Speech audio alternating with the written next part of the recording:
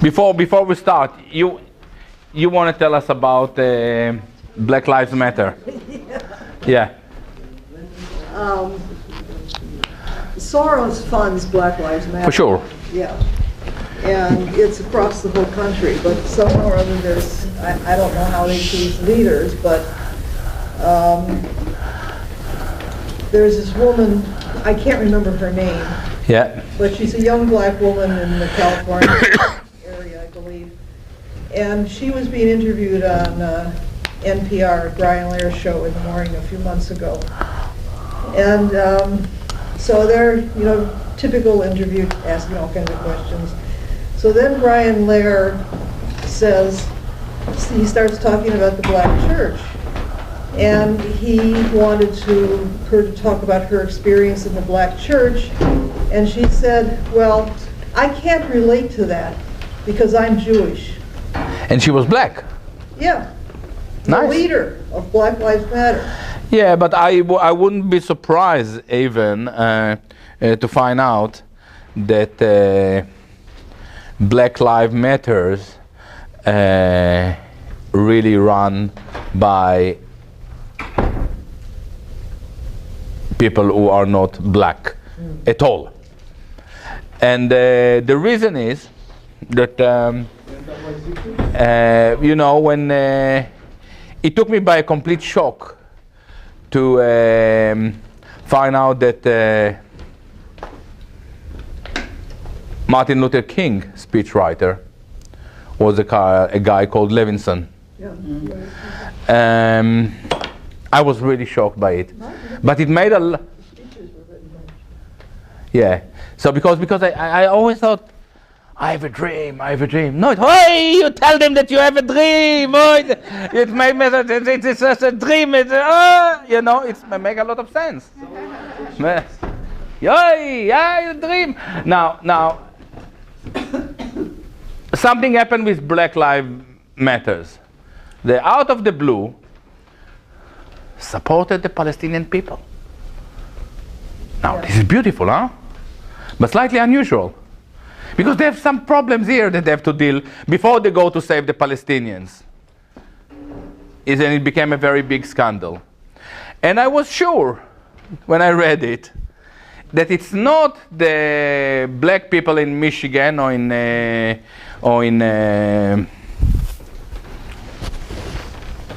New York.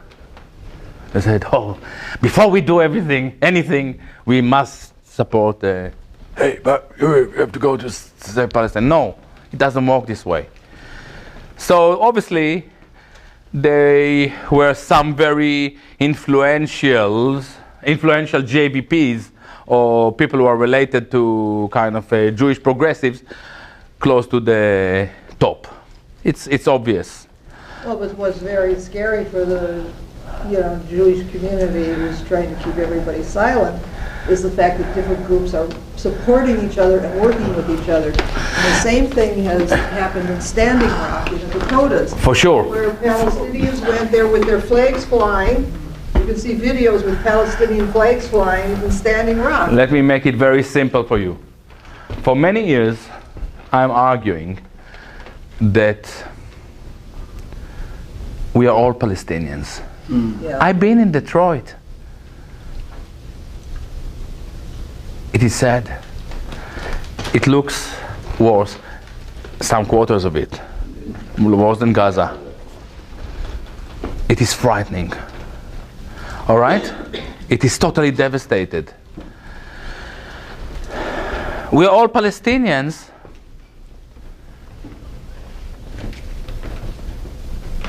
Because we are all oppressed by a one single element, including the Israelis, by the way. Including the Israelis. When the Israelis went to live in tents in the streets, it was a kind of a huge social, social move, kind of a uprising, huge movement. It is because the gap between rich and poor, between the Mammonites and the people in Israel is huge. It's the biggest in the Western society. What the Israelis did, they started a fake war in Gaza. So when there is a fake war, they become, again, they forgot that they are Palestinians, they became Israelis. But we are all Palestinians. And once we understand that, the Jews have a very big reason to be fearful. Well, I have told people, I used to be involved with Palestine in New York, and the problem is that the Jews come in, they join every group, they invade every group, Sure. They take over and they destroy the groups. For sure. And I have seen it happen, it's really despicable. And I have told people for years to watch and pay attention to what the Jews do to the Palestinians, because they're going to do it to you. And most people do not know that for at least 10 or more years, our police forces across this country have been sent to Israel for assassination training. I didn't know. I know that they're sent for training. Yeah, maybe. I don't speak about things that I don't know. I can send you news articles about it. You can Google it. You'll find it. Yeah. There are people who have spoken out against it, but most people don't know about it. No, I don't have. I know that they're sent to training and drones, and I know all about it. Israel export, military export is huge, and policing export tactics and so on. I totally agree with you, and I gave in 6 months ago, a year ago, talk about the method that Jewish activists use to destroy every dissent group and to turn it into a control opposition. It is very easy to explain. I'll do it very quick, and you will be familiar with it. When there is a Jewish problem, the Jews accept that there is a problem. This could be Palestine, banking, media domination, what else? Decadence, pornography, whatever. Sex slaves. Yeah, what the Jews do, and it's not conspiratorial because most of it is kind of genuine. They start dissent. All right, this is the dissent. If this is Palestine, yeah, this is JBP, let's say. If this is banking, this is Karl Marx. Marxism, communism, blah, blah, blah. If this is media, this is Democracy Now! If this is decadence, there will be, what is the name of this Rachminovich, the Podesta, yeah, for sure. What happened then? Now, I'm doing it very quick now, yeah? What happened then? They start to fight each other, and when they fight each other, all the good Americans run away and sit here on the margin of the discourse, and they say, let's let the Jews sort it out, they are in control of it. Now, I want to go back to your issue because we start to talk about it. White supremacy. Have you ever met a person who identifies as a white supremacist? You say, well, hello, what's your name? I'm Nita, I'm a white supremacist. I never met anyone who identifies as a white supremacist. Now it's quite shocking because, hey, there are white supremacists. No. Where are they? Is he a white supremacist? Are you a white supremacist? No. What? No. Have you ever seen a person who identifies as a Holocaust denier?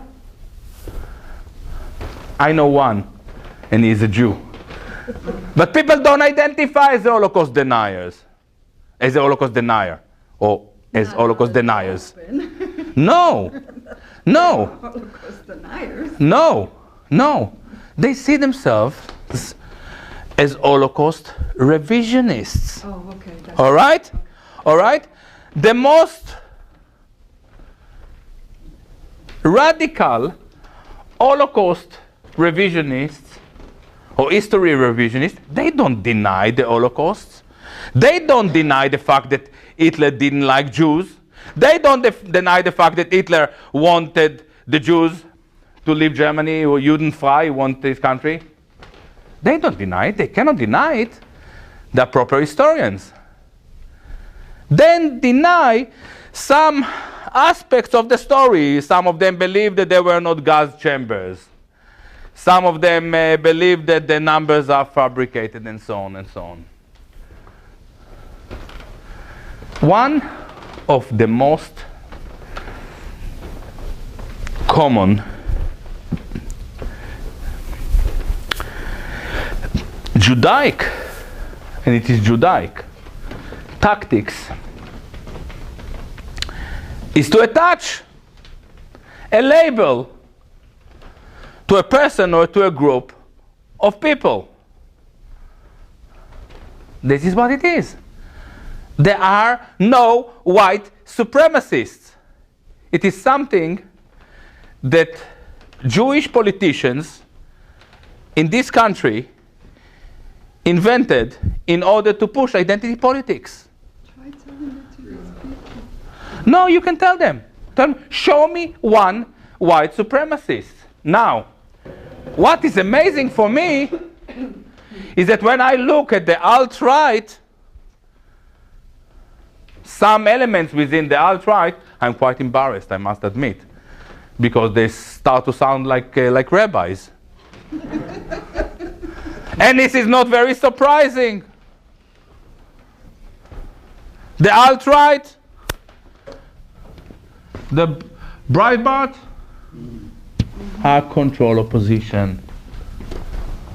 Yeah, obviously, I worked a lot on cultural Marxism, and I'm about to publish a book about it. And then I found Andrew Breitbart.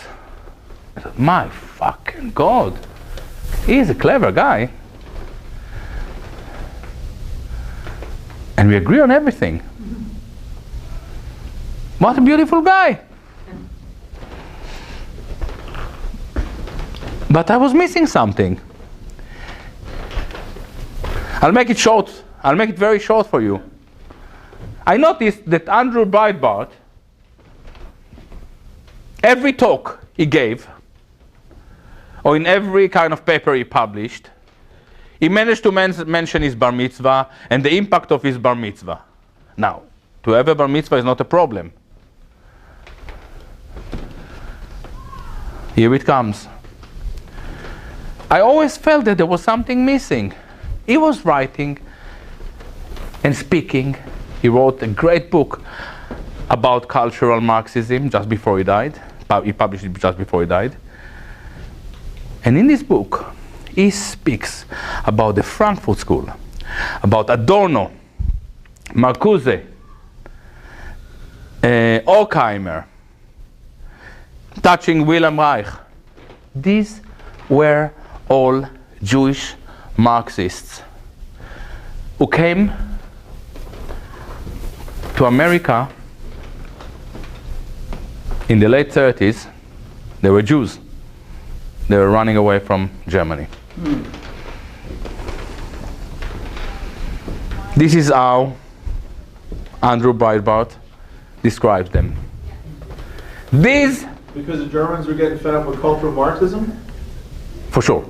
No, but they were tired of cultural Marxism, definitely, but they also had to run away because they were Jews. And the Germans... Progenitors of what the Germans were targeting. For sure, yeah. for sure. But this is a valid point, but I'm trying to push another point. No, you're right. You're right. They were all Jews, Marxist Jews. Andrew Breitbart says, these Germans came to our country to interfere with our Judeo-Christian values. The trick, it took me 1 month to understand how to put it together. What he did is very simple. He turns the Jews into Germans, i.e. enemies at the time of a war, and he turned the Americans into Jews. Judeo-Revolution. Clever? Clever. He got away with it. So the biggest enemy of cultural Marxism, these people who created all this mess, is controlled opposition, dissent, discourse. There is a battle and the fight now on cultural Marxism and the Frankfurt School and this political correctness and identity politics is a battle between Soros and the Jews who support it and few Jews within the alt-right movement. Okay, now I'm getting confused because the very people who are screaming white supremacy are the very ones who follow cultural Marxism. Sorry? Say it again. The very people who are screaming white supremacy are the very ones who follow cultural Marxism. For sure. For sure. For sure. No, for sure. But this is not a contradiction. These people here. And they're not Jews. I'm talking about non-Jews. No, for sure. But what I'm going back to Slezkin. With this method, Okay. we learn to divide society, and each of us thinking like a Jew. Okay. So, if the Jew was defined by the anti-Semite, the black identitarian, the black as a black, is defined by the white supremacist. The feminist is defined by the white male chauvinists. Who else? The Muslim is defined by the white Islamophobe. And suddenly, the Jews, who had so many enemies, they have so many friends. Because they were with the black against the white supremacists. They are with the Muslim against the Islamophobe. ADL will be with the Muslims against the Islamophobe. They are with the women against the male chauvinist, white male chauvinist. And even white people are screaming white supremacy as well. For sure. But a lot of white people, half of America, half of the voters bought into it. Yeah? Many of them are white. But the question is whether they will have anything to hold on to within 3 months or 4 months. And this is something that we will know after 100 days of Trump in office. Because, as I said, there are no Holocaust deniers. There are no white supremacists. They are hyperventilated by what we call an empty signifier. It's a genius idea. You create a box, a tag, that doesn't mean a thing, and you can throw into it whatever you like. There are no people who identify themselves as white supremacy. So when America joined the war and found itself in a war in Europe, there were a lot of German soldiers, or even the Waffen-SS or the SS, they identified with the National Socialist ideology. But how can we fight the white supremacists if there are no people who call themselves white supremacists? What kind of a war? It's like the Don Quixotes. It's like the war on terrorism. It's like a war on terrorism. It's a form of left masturbation. Now, you remember what I said. In the left, in the progressive, in the liberal discourse, it is all about what the world ought to be. We are dealing with a dream, and we have to sustain the dream. How we sustain the dream? especially when reality doesn't go our direction, we invent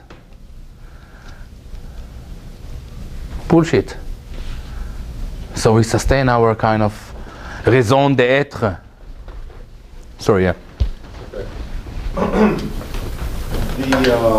An Israeli nationalist, for example, someone that supports Israel, would that be, by definition, a racist? An Israeli nationalist?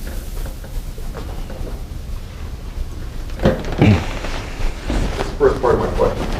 You don't have to answer it. No, it's a very, very important question. And if you allow me to answer already, and then we continue today. Every person who identifies politically as a Jew is a racist.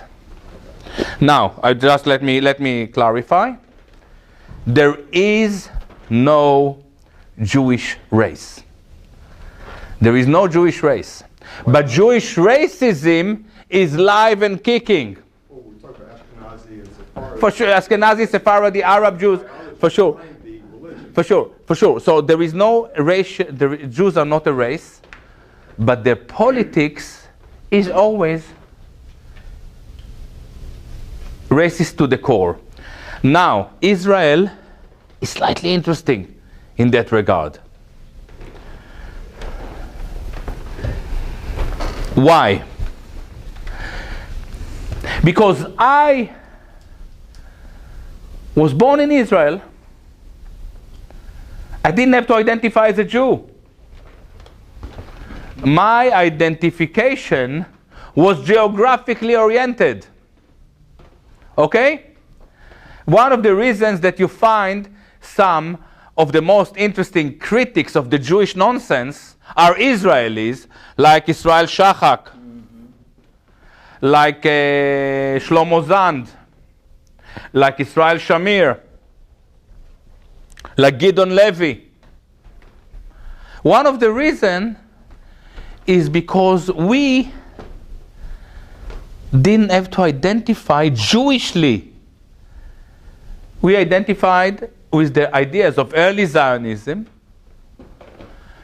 and we were shocked to find out that if there was a promise to make us into civilized human beings, we achieved the complete opposite. And it's not necessarily racist. A lot of Israeli nationalists are ultra-racists. But you can be a person, for instance, like Uri Avneri, who is a Zionist, who is nationalist, and I don't think that he's a racist. Okay, now continue.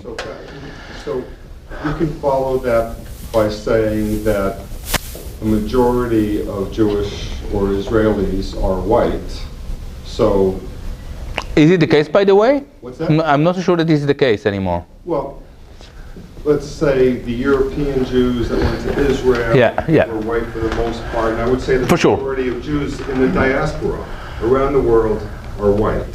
So if a Jewish nationalist is racist and white, does that make them a white supremacist without the protection of the Constitution of America, where we have the protection of all the politics of division that we have here? So when people start throwing white supremacists here in America, I don't think it's really accurate because we have those protections in this country. This is you're eating here a very good saying. Projection. How do you define projection? Look at what they're accusing everybody else of, that's what they're guilty of. Okay. Everything the Jews, the political Jews, are accusing you of, or anyone else, is always, it's a rule, projection. They project their own symptom. They are people in the most liberal Jewish circuits. JVP, supporting the Palestinians, they are identical to Israel. It's a Jews-only club. If you are not a Jew, you won't be the secretary of JVP. You are not racially qualified. Sorry, we can chop your willy. It won't, once again, it won't happen. By the way, we chop your willy because it's another story, yeah? Yeah. The Willy choppers. And this is not a squadron from Vietnam. Yeah? The Willy choppers. You know, like helicopters from Vietnam, the Willy choppers. Yeah. Yeah. The results of this election, though, was... No, but do you understand what I'm saying? Oh, yes, I absolutely do. And I Yeah. think that the projection comes across in many different ways. And the politics of division that you described with all your different slices, you know, I think the Americans try to repudiate the politics of division by voting for Trump. Because For sure. This is very, very crucial for my... We have the identitarians, the ASA, and we have the Americans who say, it doesn't matter, I'm gay. But, you know, in my age, I do it once a week. But every day I wake up in America. No, I'm not gay. It was just, yeah, I'm not even American. All right? Yeah?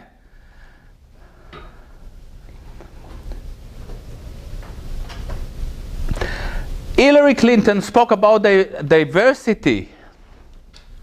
The Americans are the people who accept diversity.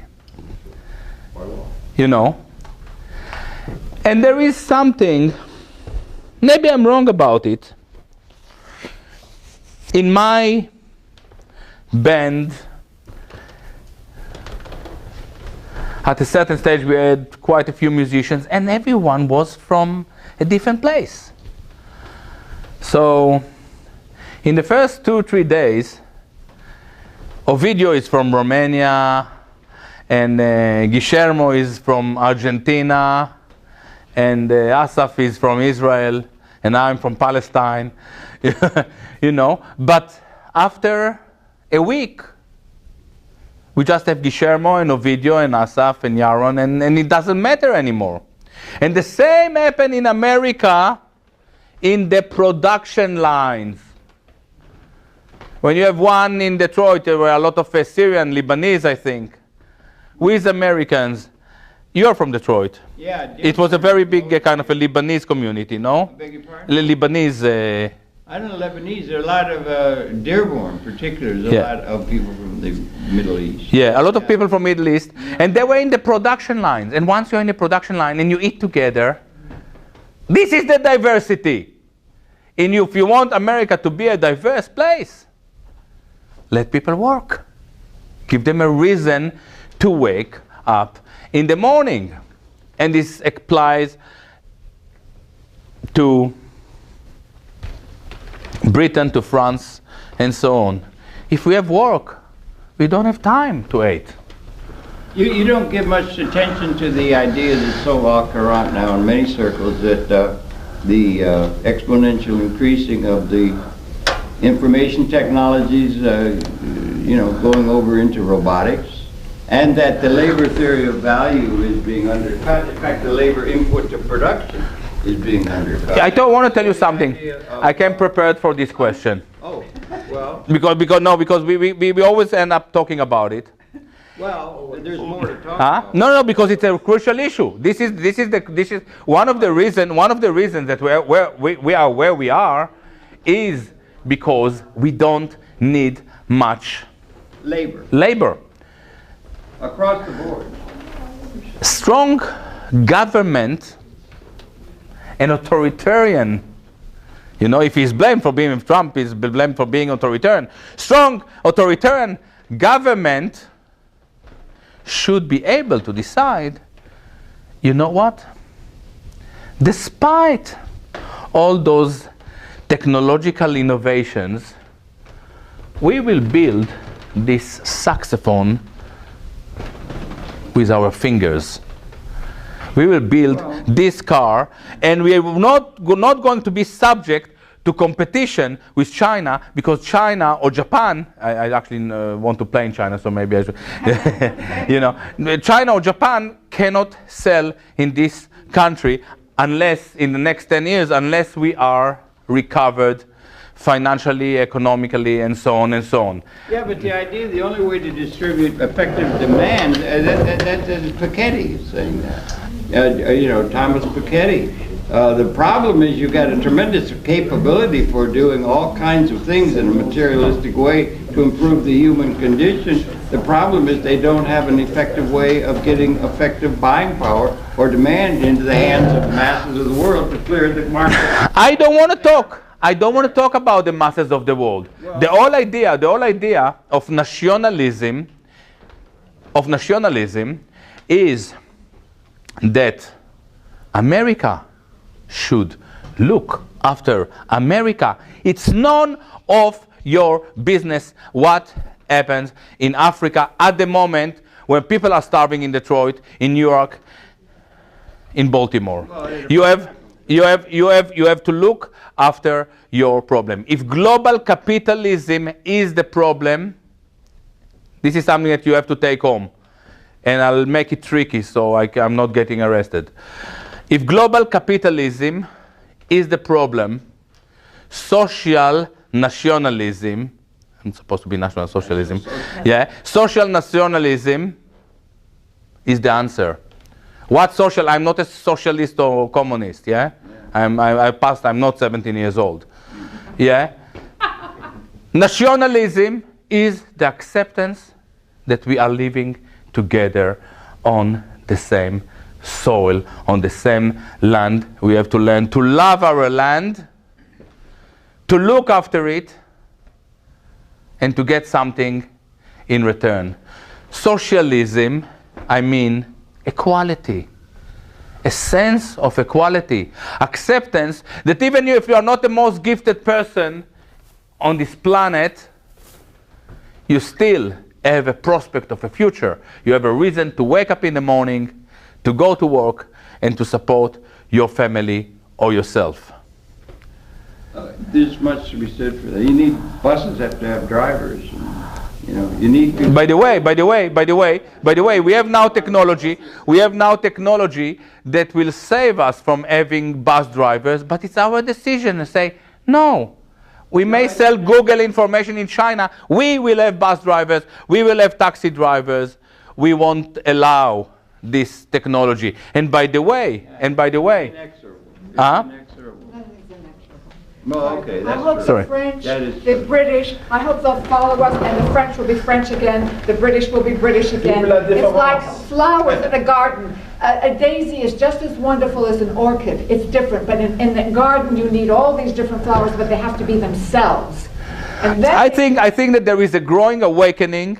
There is a growing international, global awakening, especially in Western countries, that this is where we have to go. You know, it's not Gilad Atzmon. We all see it. We all see it. This divisionary or divisive, divisive politics proved to be completely bankrupt. So we are going back to a concept of nationalism and patriotism, and it's all fine. But that does not, on the contrary, that allows one to relate to people, yeah. For sure. As you can see, Trump won this election almost easily, I would say, but when we look now at the results, because this is, whether he means it or not, I don't know, because this is what he promised the people. He promised the people, you are allowed to be yourself. And by the way, look, Tom, I'll give you in a second. You are next. Look at Trump. Look at his Twitter feed.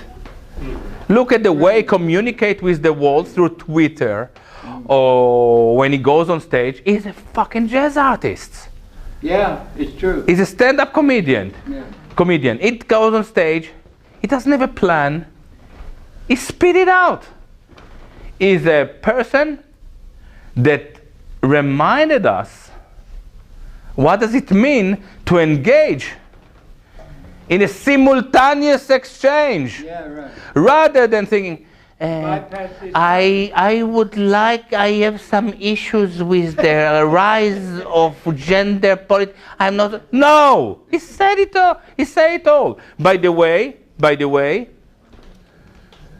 and this is something that I want to tell you, Tom, because you mentioned that it's not half enough. It's way more than enough. I thought that if Trump wouldn't win, the next person that will come and unite Trump and Sanders voters would take. And it's very easy because they were identical. The Sanders voter who didn't vote for Trump, and I'm sure that quite a few didn't, it is only because the style of this person, some of people, is a quite unusual character. Anyway, what did you want to ask? And besides, Sanders bought into a lot of the identitarian stuff. I mean, when you're going to target society and start picking off these identity groups, right? First of all, the main characteristic is that they're a minority group, okay? Ergo, the white supremacists on the other side of the border. The other thing is that of that minority group, there needs to be a substantial amount of the feeling that you've been put upon and that you've been suffering, and that, and that's wrong. We've got laws against people should not beat up someone because of their religion or their race. For sure. That's absolutely correct. But to go beyond and make people feel like this is all wrong, and we're going to empower you now to defend yourselves by being in an identified group, and you're going to band with all these other groups. And now you form this whole that if you don't believe in this identitarian politics anymore, then you are a white supremacist. You must be. Because you're the people who are doing the oppression, number one. Number two. But let me just comment on that. It is very clear that until 1 or 2 years ago, if you wouldn't subscribe to this bullshit, Right. You were racist. And suddenly, one minute, and suddenly, completely out of the blue, we realized that the majority of the American people had enough of it long time ago. Now, why? Again, because left is in itself a supremacist world view. Left is the ultimate form of supremacy. What is, we spoke about it before. What is progressive? Yeah. If you are progressive, you believe that other people are reactionary. This is chosenness. This is secular Judaism, which is a contradiction in terms. There is no such a thing. It is secular Jewishness. All right? So the left is embedded with a supremacist, elitist view that made them completely blind to the English people, the British people, i.e. Brexit victory. Now, here, it took 9 hours to Hillary Clinton to acknowledge what you and me knew before. How? She was living in a dream. Look at the polls in France. There is no left. Hollande quit because there is nothing. It's gone. There is nothing. It's a leftover. So then that feeling of having been put upon, all right, is then heightened, and political correctness is the antidote to this, that we can't even think in ways that are offensive anymore. And who are the best capos in the intellectual camp, but the people who feel they were put upon before? Those are the ones you give the club to make sure that no one else can have any kind of free thinking anymore. And these are the enforcers. Who do you think are the capos? Well, the mini capos. I'm saying all the people who are screaming in the street right now, who are out of reality. But they are not the capos. For sure. We agree about that. We agree about that. But who are the capos? I mean the capos in the camp. I don't mean the capo, the tutti capo. Like No. Okay. So I tell you who are the capos. prison guard. That's right. I tell you what, the prisoners couples. who are given a club to mind the other prisoners. This is in a German concentration camp. Right, exactly. That's what I'm talking about. In America, the couple is each of you. They train you to police yourself. And this is very, very, very, very clever. Clever. And how did they do it? I'll give you one example. That is incredibly genius and sinister. All in the Family? Archie Bunker? You all remember or you don't remember? Norman Yeah? Lear. Norman Lear. We'll talk about Norman Lear now. Lives like Archie Bunker. Archie Bunker was #1 most entertaining TV character according to many polls over the long haul. in the 20th century. Wow. Yeah, it's quite impressive. Yeah, he was something else. All right? Yeah, some polls gave Archie Bunker. We all loved Archie Bunker. I was in Israel. I was a kid. We loved Archie Bunker. Who was the most idiotic, moronic figure in the All in the Family? His wife? It's meat. No, his wife was actually very clever. Meathead. Yeah. Meathead. 10 years later, we are all meatheads. How did it happen that we had the most entertaining figure, we all loved Archie Bunker, and ended up meatheads? Gene Wilder and the producer. What did he do there? Norman Lear was a Jew, genius, with a political agenda. He was politically involved. He was a progressive Jew. In the late 60s, in the early 70s, when the CIA and the FBI were kind of trying to infiltrate into all these kind of anti-war communist cells to find the anarchists, he was sitting somewhere in New York, writing on his typewriter the next episode, delivering this to your house, to every house in America, making millions on top of it, or out of it, and you were laughing, drinking beer, eating popcorn with your kids, and by the end of the day, you become a meathead. Genius or not? This is genius. Now, how did he do it? How did he do it? Meathead was a moron, but he had future. Archie Bunker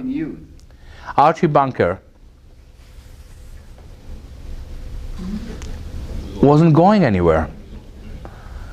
He was screwed up. It was clear Archie Bunker belonged to the past. He was funny, but the future was meathead. Futurist. This diversity, this image, it took me some time to understand it. Yeah. So I saved you the time, you know.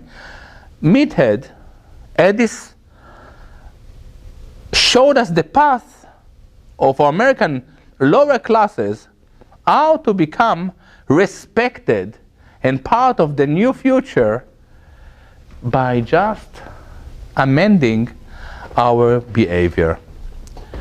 He made Archie Bunker into a white supremacist. This was Norman Lear. He's still alive, I think, by the way. My friend lives across the street from him, he just died. Yeah. He's alive, no? Sag Harbor, his house is in Sag Harbor. Yeah. My friend lives right across Yeah. the street. Yeah. But this is one, the revolution, this revolution was taking place. It was a totally soft revolution. All right? So it is very interesting. You know, you have to think about it. Archie Bunker made each of us into a couple. I think you're right about Trump appealing to the past, to Henry Ford days when people had work and everything.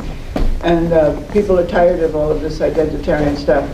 No, and I think that Trump I think he is sincere in wanting to bring that about. Now, whether he's able to do that or not, we don't know. Yeah, we don't know. Let's assume that he is able to bring that back, or that he's able to bring it back partially. How do you see these Jewish Maimonides? Meaning, what are they going to do? They're not just going to sit back and say, "Oh, okay, well." You'll be surprised. What do you think? Yeah, they will join the party quicker than you think. It will be quicker than we. They're already there. They're already there. The other day, there is a. If you want kind of to have a laughter on a daily basis, actually twice a day, subscribe to the Forward. It's called the Jewish Daily Forward. It's a Jewish progressive magazine. It's kind of a Jewish psychosis on speed. Yesterday, I saw a headline. It's the headlines. It's like you think that the show is just behind the corner all the time. Hoi, hoi, hoi! The Trump dump is Jewish loyalists. So I said, wow. No, I can't believe it. Really? I said, wow. So I opened and it's kind of 3 paragraphs. Don't know, it's Cohen, I don't remember. Moshe Cohen, who was a lawyer for Trump for so many years, is still waiting for a call and they don't call him. They really expect already every Jew met Trump ever in the restroom to get a gig. They are going to be very quick to integrate into his regime. The only question is whether he has enough people there who can encounter, and we're really in the dark. I don't know. There is one thing Noam Chomsky said the other day, and I hardly learned from this guy, but I had to agree. He said that the other day in Al Jazeera, there was a comparison between Trump and Hitler. He said, no way, Trump is not Hitler. Hitler had an ideology. It was very clear what he wanted, what he tried to achieve. There was a set of ideas that allow us to see whether he managed to fulfill his agenda or comply with his promise. With Trump, we don't know. We don't know. You will be surprised if there is no wall, or maybe this wall will be just the highest wall ever, and and all America will go to work in the hall, and then you go to work. We are going completely in the dark. We are completely in the dark about everything. But I don't have any doubt the Jewish Maimonides will be integrated, and they're already in. Okay, they'll be integrated into the government. What are they going to do in the country? Meaning, it's like that's. The Jews are not the Jews. What are they going to do when this begins to dissolve? This thing is going to. This thing. Okay. The Jews will integrate. This thing is going to die. Hopefully. This thing is the Jews will join and will help to dismantle this, because this is clear to me. So what will they be then after that? 2% of the country, or what? They're always 2% of the country. They're 2% of the country and 80% of the elite. But that's my point. Meaning, how will they? Meaning, they're obviously going to try to counter the dissolution of their power. Come up with something new. What is the question? They're obviously going to try to counter the dissolution of their power.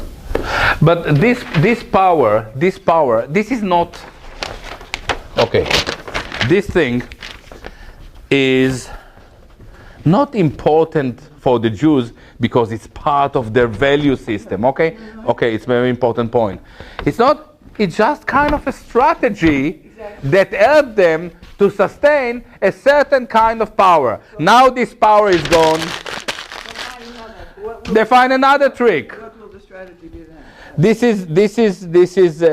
is very hard for me to say because it's not clear to us at all what Trump is standing for.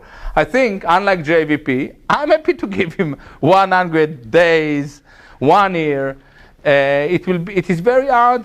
It is very hard. It is something that we don't have. It's something with no precedent in your history. The man never been in office. We are completely clueless. Well, Craig Roberts, who's very much of an insider figure, and he's, very supportive, but he says he knows from being the right-hand man of Reagan how you need all these assistants. They're all in place. They're not going to give up what they have. In other words, the power of the deep state is so great that, and also all these attacks against Trump, I think he's right in saying this is going to drive him, and the neocons will come to him and say, look, everybody hates you, but we love you, It's because of the immense power of the deep state. And people don't seem to realize it. Americans don't realize it. What I know, the only thing that I know about Trump is that he has really incredible survival instincts, and this means that he, for me at least, he is uniquely intelligent, but in a very unconventional way. So, for instance, like a jazz artist. Yeah, it's like, Or an animal. it's almost bestial, actually. He really, really something. No one in the realm, not of politics, of the arts, of rock and roll, would survive a fraction of the nonsense that he had to deal with. The women and the stuff, and the all women, all white women, kind of a majority voted for him. So there is something interesting. Now there is something that I thought about and I never wrote about it. You remember the debates?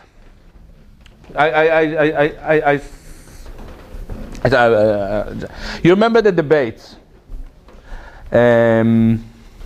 We had 3 debates. Have you noticed that in the debates, I now go back to the identitarian, in the debates, do you remember the patronizing, arrogant, facial impression that Hillary Clinton occasionally put into place when she encountered Trump criticism? Have you noticed it? He would talk to her and shout at her, and she had a funny smile. You do remember it? I tried to look at it and to take snapshots, What do you think, what was it? I understand. Yeah. It was a false belief that this identitarianism was much deeply ingrained in the society, and he was killing himself every time he went up against it. Yeah, my reading is very similar. And I believe, I cannot prove it, the only person who would tell me is Sidney Blumenthal, and I don't talk to Max. I believe that she was told that this was part of the identitarian strategy. She was advised. They told him, when he speaks with you, look down at him. Now, I think that this cost her the election. And why? Because not a single man, I mean real men, accept women looking at a man, not yourself, at another man like that. We don't accept it. We don't like it. Even if you don't like Trump, this is condescending. What Hillary Clinton herself didn't understand, and Anthony Weiner and his wife couldn't help her to understand it, because he's kind of dealing more with kind of little girls, and she's a bit of an outsider. That women also don't like to see women looking down at men. It was that, I believe, that brought white women back. At the end of the day, most of us are heterosexual. I've been once with a woman. It was great. It was so great that I don't want to try it once again, not to ruin the experience. Most of us are heterosexual. We are tuned to heterosexual men and women interaction. At the attempt to interfere with our biology, is a mad, sickening project. How they could even believe that they can engage in such strategy or even win on the long run. I tell you something, I don't live in this country. I know that you have all these issues with transsexual. In my entire fucking life, I met one. I think 3 or 4. How can it become a political issue in America?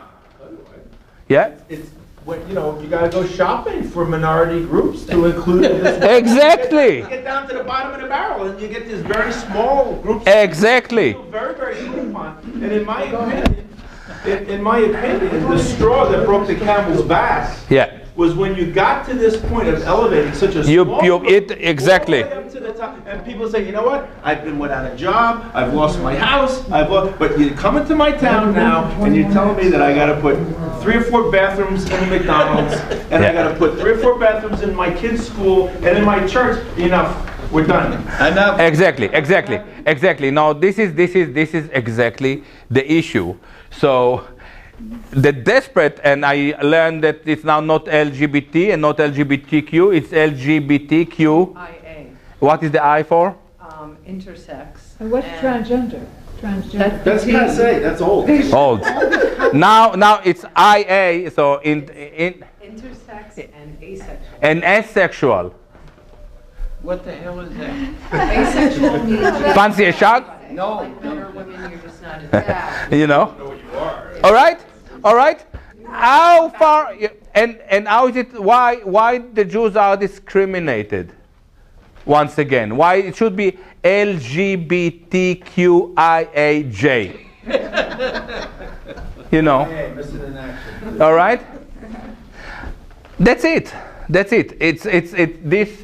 It's gone already. It's on the floor. You know. It's the identity politics is dead. It's definitely gone.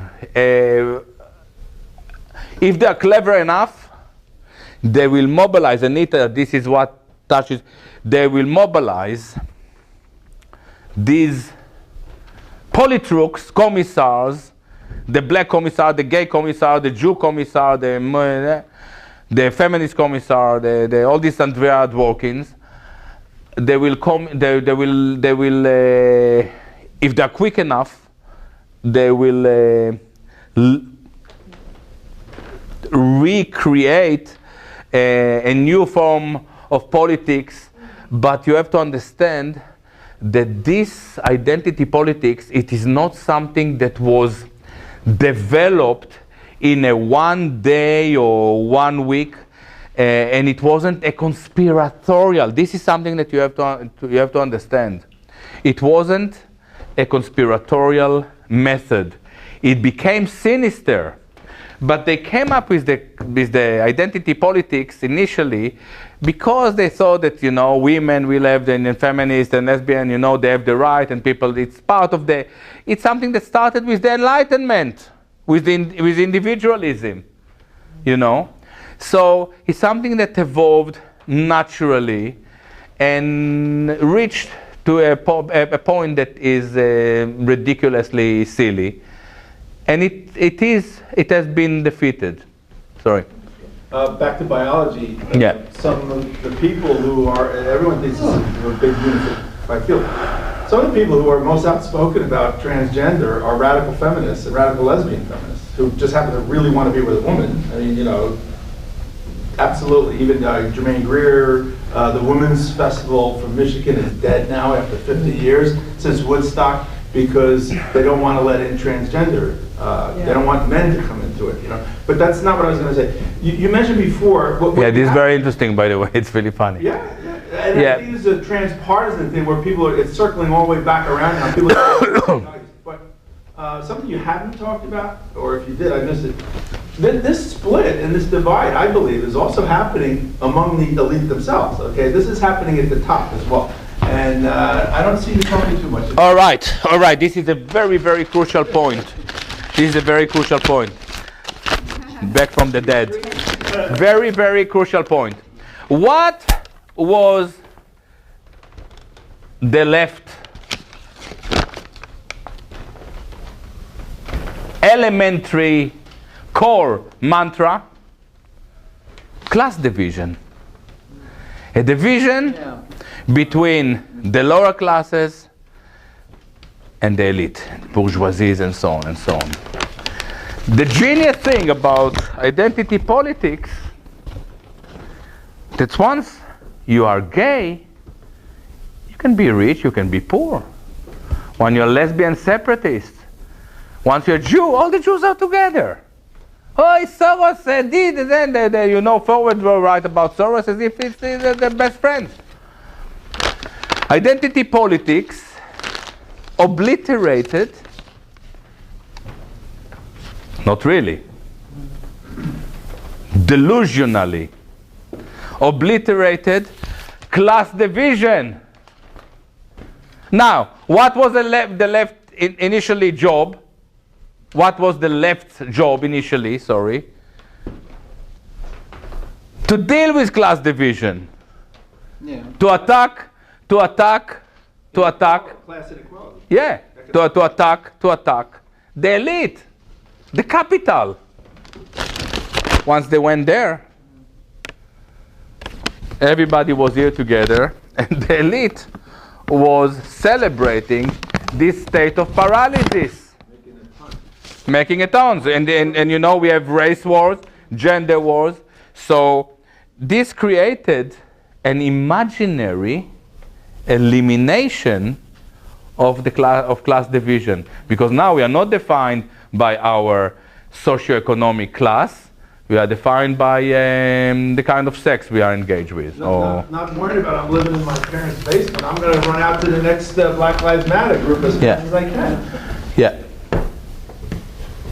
What is the point of these lefty commie Jews who insist that everybody should become atheists, embrace atheism, but they're not giving up their own Judaism? They still fully want to ID as Jews, but they condemn everybody else who practices some kind of religion. Ask me again, because I'm not so sure that I got the point. I'm after 3 hours now. Say again, say it again. Well, I see this especially, I do volunteer work at a community radio station, and they have programs where these Jews are hosts, and they advocate that everybody should be an atheist. Yeah. That, you know, you shouldn't be a Christian, you shouldn't be a Muslim, everybody should be atheist. Yeah. That's the flavor of the day. Yeah. For them. But they are still totally IDing as Jews themselves. Judaism is... Absolutely, you're absolutely right. And one of the most fascinating things that we have with Jewish revolutionaries, for instance, is that more than a few times in the 20th century, as secular communist revolutionary, they burned churches. But they never burned a single synagogue. All right, this is a fact. It's a fact. Not that I think that they should burn synagogues, but I think that if you are secular and you declare a war, I would start with my own people. Not that I don't believe in burning or don't believe in violence, except with my kids. But but you are absolutely right, and this discrepancy is very common. So they talk about diversity. They speak to us about diversity and multicultural, blah blah blah, and then you go to Israel and you see the complete opposite. It's racist, it's anti-immigration, zero diversity. And the same apply to JVP. It's the same thing, Everything that is bad in Israel is bad in JVP. And if JVP at least were JVP, Jewish Voice for Peace, and if Jewish Voice for Peace at least were not as militant as Israel. Now with Trump, we see that they declare war a pre-traumatic stress war. Well, for example, they have a holiday Christmas program, right? But the whole program is ridiculing Christianity and Christmas. But they will never ever, for decades, they will never ridicule or denigrate Judaism. For sure. For sure. There is no... Okay, there is no... This is kind of too short. It is very clear. I should probably come to New York and to talk just about Frankfurt School. Frankfurt School it's actually for me, it's Wilhelm Reich and the Frankfurt School. Okay, I'll talk about it for 2-3 minutes because this is the origin for me of this syndrome.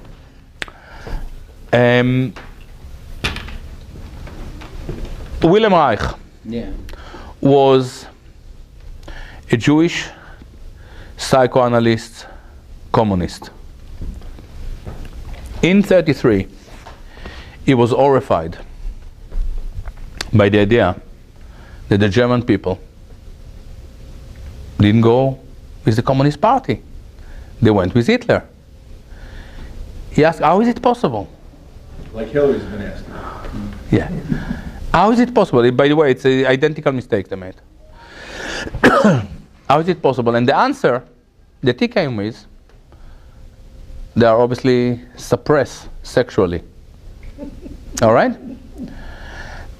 Because they are suppressed sexually, they have all those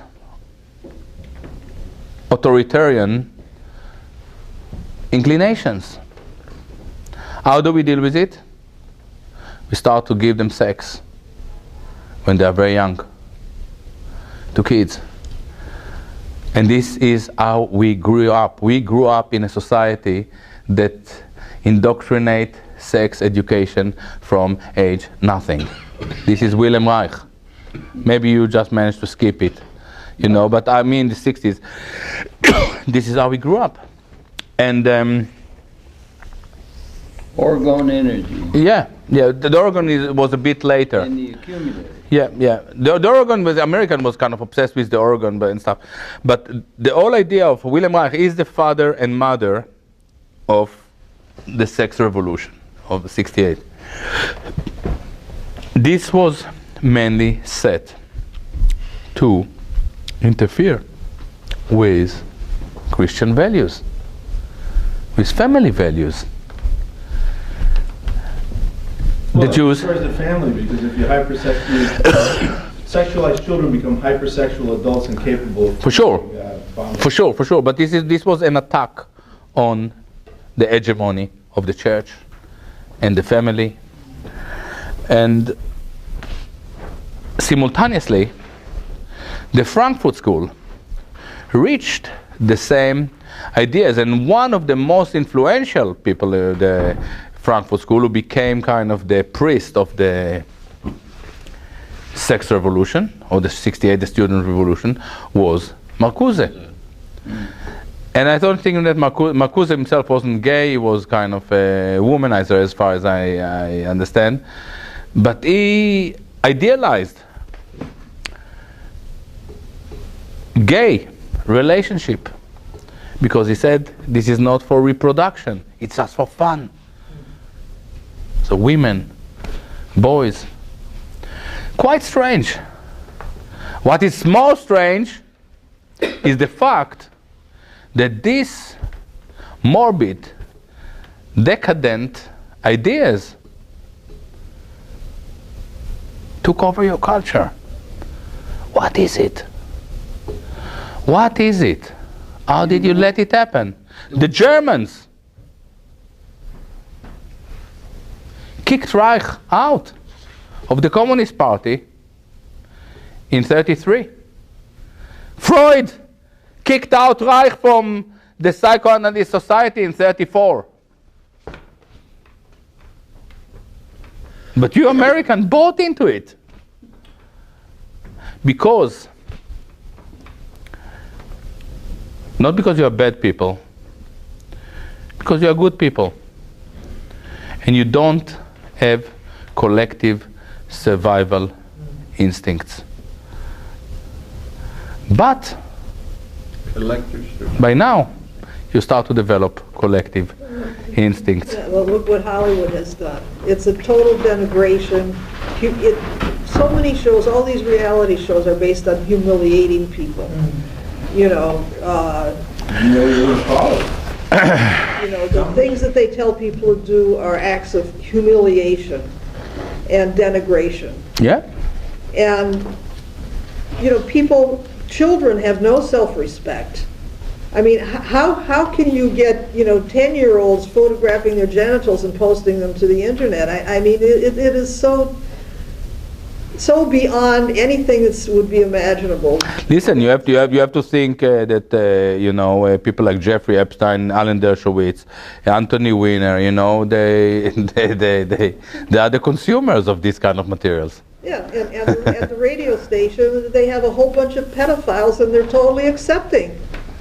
Yeah. The management, they know there's pedophiles. By the way, this is another thing about, we cannot talk about pedophilia now, but you see, we have this thing in England with Jimmy Savile. I don't know if you heard about it. It's quite awful. And then there is Lord Janner, who was the head of the Jewish community, and he was charged and the court case was about to start, and then he died. He was very old. This all happened in the 60s. Here, what you had with Jeffrey Epstein, and a lot of things happened there, and they try to, and we talk about Podesta, whether it is right or not. I don't know. I believe that all these sickening things happened here not because some people are morbid. They're certainly morbid, but we also have a very problematic culture involved. So when it comes to Jimmy Savile, he did it in the corridors of the BBC. All right? He could only do it with Jerry Glitter in the BBC because they saw it as part of the rock and roll life. This is the 68 revolution. Jimmy Savile wasn't an aristocrat. He was a working class. British working class were dedicated to family values. You read Orwell, The Road to Vegan. They were dedicated, and suddenly all you see now is like a working class British female with 8 kids from 10 husbands or 10 men, not 10 husbands, you know. All those things happened because we destroyed the church. Who destroyed the church? The Frankfurt School. I don't want to say Frankfurt School, the cultural Marxists. The people who believe that we can change society by cultural manipulation rather than a practical revolution. I think they also had very powerful allies in the eugenicists as well, who are also interested in this whole crap about bringing down the population to bucolic levels and stuff like that. This destroys family creation and reproduction, and the more confused adults you've got running around who can't form a family and reproduce, the better it is from the eugenicist point of view. So I think the eugenicists, very powerful. They just met here in New York City a few years ago. Oprah Winfrey now, they all decided, all these billionaires, the older billionaires got the new baby billionaires together, Bill Gates and Warren Buffett and Ted Turner and our mayor and all these people, and they say, and Rockefeller was there, and, hey, you baby billionaires, now that you're together with us, why don't we just agree on a charitable cause that we can all put our money toward and be effective? And they came out with population control, population reduction. Yeah. I don't know enough about it, but what people should know is that the eugenicist project was at large a progressive project, all right? So it is a very interesting, I'm talking about the birth of, it was very, very accepted within the progressive circuits. And by the way, I recently came across, I don't know if I published it, I definitely wanted, I think that I wrote it. It's only in my book.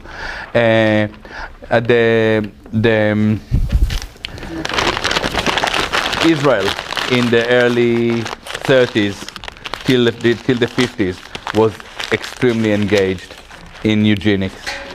But getting back to churches, I think that we have to leave. Yeah. Yeah. One of the things that nobody ever seems to understand or think about is that churches are not just about religion. They're For sure. Community. Values. And family. And it's especially true in rural communities. Farm life is extremely isolating. For sure. Because children don't have playmates. Now. And so to go to some one building once a week and see your neighbors and have your children interact with other people's children, this is extremely important. For sure, I'm totally with you. Now, I think that when they planned to destroy the church, they didn't really think of destroying rural America, for instance. They thought that we are moving forward. But the question is, why it is all the time Jews who are engaged in this tikkun olam? Do you have any of your neighbors who try to change the universe? Why is it always Marx and Freud and Bernays and... The what? Margaret Sanger? No. Yeah. She was Jewish? I don't know. I don't think so.